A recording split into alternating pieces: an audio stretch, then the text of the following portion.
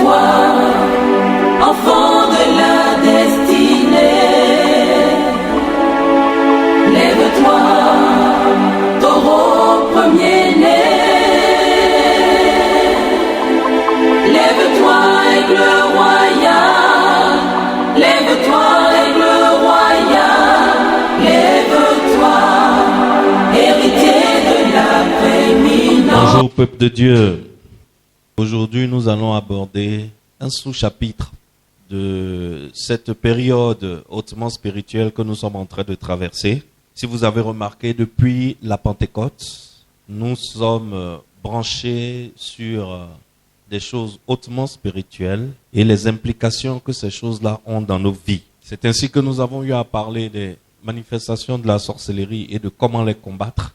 Ensuite, nous avons eu à parler des autels familiaux et ancestraux, des liens familiaux et ancestraux dans nos familles et leurs implications dans nos vies.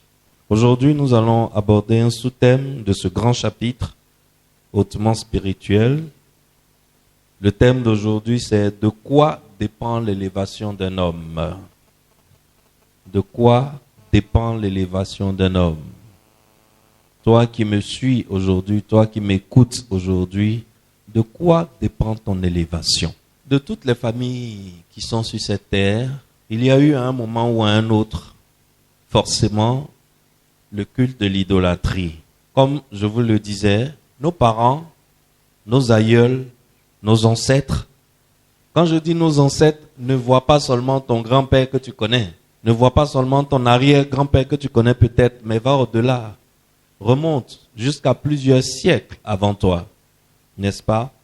Il a fallu que quelqu'un mette quelqu'un au monde, que quelqu'un mette quelqu'un au monde, que quelqu'un accouche quelqu'un, que quelqu'un accouche quelqu'un, jusqu'à ce qu'on arrive à toi aujourd'hui, n'est-ce pas? Vous portez tous le même sang dans cette lignée. Et dans le monde spirituel, lorsque quelque chose a été fait au nom du sang, que tu sois informé ou non, cette chose t'engage. Si tu veux, tu crois, ça t'engage. Si tu veux, tu crois pas, ça t'engage. Peut-être que tu ne sais pas, mais ça t'engage quand même. Peut-être que tu sais, ça t'engage. De toutes les façons, ça t'engage. À l'endroit, ça t'engage. À l'envers, ça t'engage. Parce qu'il s'agit du sang. Et tu portes ce sang. Et nos aïeux ont posé des actes d'adoration envers des éléments de la nature, au lieu de donner l'adoration au Créateur. Pour beaucoup d'entre eux, ils l'ont fait juste parce que c'était la seule option qu'ils avaient en face d'eux. Ils n'avaient peut-être jamais entendu parler du seul vrai Dieu. Mais ils ont versé du sang et prononcé des paroles. Ils sont rentrés dans des pactes. Et quand ces pactes sont tissés, il existe dans l'univers des archives qui retiennent les paroles qui ont été prononcées, qui les notent et qui les stockent. Et lorsque l'une des personnes qui est concernée par ce sang est en face d'une situation, les esprits vont consulter ces archives. Et sur la base de ce qui a été dit, les esprits agissent dans ta vie. Voilà pourquoi tu es chrétien, tu es converti, tu es baptisé, tu es confirmé, tu es bishop. Et puis tu te retrouves à lutter avec des forteresses sataniques dans ta vie. Que tu le saches ou non, les choses que tes aïeuls ont faites t'engagent jusqu'aujourd'hui. Et il y a dans ta vie des réclamations des esprits que tes aïeuls ont adorés. Et il existe des moments où on t'appelle et on te dit, il y a des familles où on t'appelle, où on te dit, ah, notre arrière-grand-mère adorait tel fétiche. Le fétiche est fâché. Le fétiche dit qu'on l'a laissé. Donc, voici telle cérémonie qu'on doit faire pour que le fétiche nous donne la tranquillité dans la famille. Vrai ou faux? Ça arrive ou bien ça n'arrive pas? Ça arrive. Ça veut dire quoi? Ça veut dire qu'il y a un esprit impur, démoniaque, estime que vous lui devez quelque chose. Et tant que vous ne lui donnez pas la chose, qu'est-ce qu'il fait? Il souffle le mal dans votre vie. Il souffle les mauvaises choses dans votre vie. Lorsque quelque chose de bon doit arriver, il rafle la chose. Il trouve un moyen de détourner la chose. Lorsqu'une grâce doit descendre sur vous, poum, vous loupez la grâce. Et vous êtes dans des complications. Accident sur accident. Des accidents de la circulation. Des accidents, souvent même de simples accidents domestiques. C'est comme ça que vous vous retrouvez souvent avec quelqu'un qui est en train de laver un verre et puis le verre explose dans sa main. Ça lui tranche la main et il y a la grosse veine qui alimente la main qui est tranchée. Et le sang commence à couler à flot. On a 10 minutes pour le sauver. Le verre a explosé, sans raison. Chez les Occidentaux, on dira, c'est un phénomène naturel. Non. Il y a dans la vie de cet homme une réclamation qu'il faut traiter. C'est pour cela, le thème d'aujourd'hui dit, de quoi dépend l'élévation d'un homme? Ça veut dire quoi? Ça veut dire que chaque fois qu'un homme veut s'élever, il existe sur son chemin des interférences spirituelles qui l'empêchent de s'élever. Pourquoi?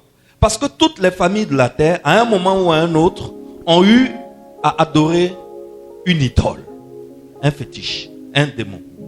Chaque famille de la terre a eu à un certain moment à ériger un autel pour communier avec des divinités. Mais maintenant, depuis ces 4 semaines d'enseignement, maintenant nous savons que les autels sataniques ont pour finalité de voler, de détruire et de tuer l'individu.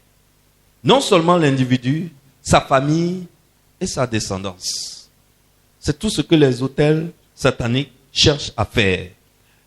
Les autels sataniques s'opposent à la vie de tout homme qu'ils dominent. Et quand un jour, cette personne décide de se détourner d'eux, ces autels-là cherchent à le faire mourir. Lorsque cet homme devient enfant de Dieu, les autels commencent à élever des oppositions dans sa vie. Il est enfant de Dieu, mais rien ne marche. Il prie, rien ne marche. Il jeûne, rien ne marche. Il fait retraite spirituelle, rien ne marche. Il consulte les prophètes, rien ne va. Ça emmène le chrétien, l'enfant de Dieu, à une situation de frustration. Et dans sa marche avec Dieu, il expérimente la frustration parce que l'esprit supérieur qui est derrière l'autel que ses parents ont invoqué devient son ennemi. N'est-ce pas? Mais tant qu'il est d'accord avec cet esprit supérieur qui est derrière l'autel et qu'il aime cet esprit supérieur qui est derrière l'autel et qu'il reste fidèle à sa vie est supposée être tranquille pour un certain nombre de temps, pour un certain nombre d'années. Tant qu'il est d'accord avec cet autel. Alors, nous devons savoir que lorsque nous sacrifions aux puissances qui sont liées aux autels des ténèbres, nous pratiquons l'idolâtrie. Et faire cela, c'est faire ce qui est mal aux yeux de l'Éternel. Et d'une façon ou d'une autre, Dieu livre toujours les adorateurs des autels démoniaques entre les mains de leurs ennemis. Et cela pendant des années. Sache cela. Quand tu adores les autels sataniques, tôt ou tard, Dieu va te lâcher entre les mains de tes ennemis. Tôt ou tard. Parce que lorsqu'un individu se tourne vers les esprits impurs, c'est qu'il a rejeté Dieu. Il se soustrait de la protection divine. En Israël, au temps de Gédéon, nous sommes dans le livre de Juges, chapitre 6. Toutes les familles d'Israël, y compris celles de Gédéon, se sont tournées vers l'idolâtrie pour différentes raisons que nous avons plusieurs fois évoquées ici. Et ces familles ont érigé des autels. Mais sache ceci, Excellence. L'élévation d'une personne dépend de la destruction de l'autel de Baal qui est présent physiquement, spirituellement dans sa famille et qui travaille contre sa vie. Je reprends. L'élévation d'une personne, ça dépend de la destruction de l'autel de Baal qui est présent dans sa famille, physiquement ou de façon invisible, et qui travaille contre sa vie. Sache que tout autel de Baal qui est dans ta famille travaille contre ta vie. Ça ne travaille pas pour toi, ça ne t'arrange pas. Alors, comment un homme peut-il se lever? C'est lorsqu'il renverse l'autel qui est dans sa vie, qui travaille contre sa vie. La présence des autels dans les familles et dans le pays d'Israël n'a pas été sans conséquence pour Israël. Il faut savoir que derrière chaque autel se cachent des forces de sorcellerie, des forces démoniaques, des forces sataniques ou humaines.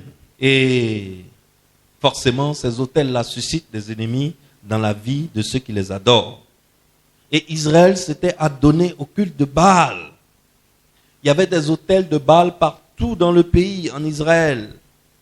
Et chaque famille avait des autels de Baal chez elle, qui étaient des autels secondaires.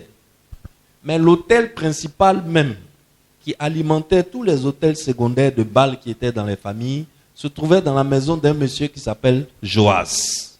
Et ce monsieur, malgré la présence de ce trône des démons qui est dans sa maison, de cet autel de Baal qui est dans sa maison, c'est quelqu'un qui était très pauvre.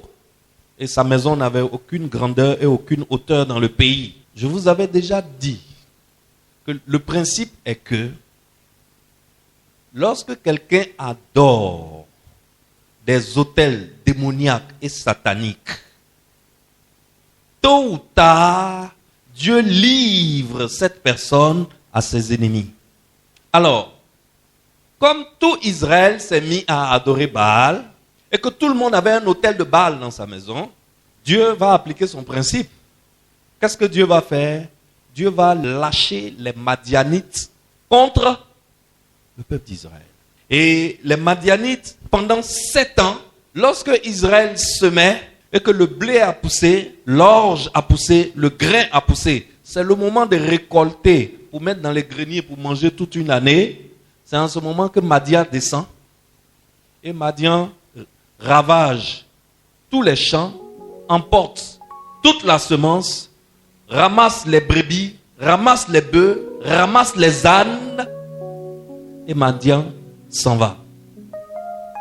Et tout homme ou toute femme qui s'oppose à Madian trouvait la mort au fil de l'épée. Ce qui fait que les Israélites étaient obligés de se cacher dans les montagnes, de se cacher dans les collines, de se cacher dans les cavernes, de se cacher dans des trous pendant 7 ans. Pourquoi?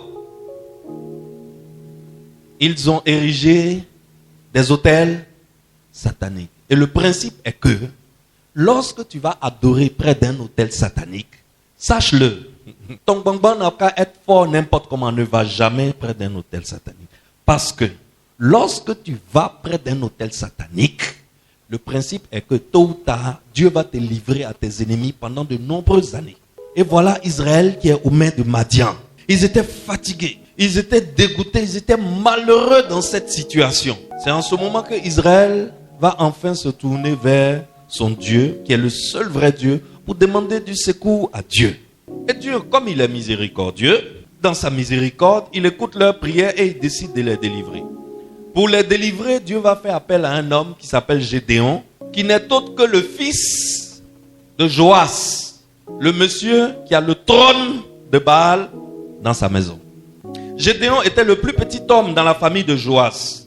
Et il venait de la plus petite tribu d'Israël, qui est la tribu de Manassé. Et sa famille était très pauvre, comme je vous l'avais dit, à cause du trône de Baal que son père adorait. Mais c'est ce Gédéon-là que Dieu va choisir pour délivrer Israël du joug des Madianites.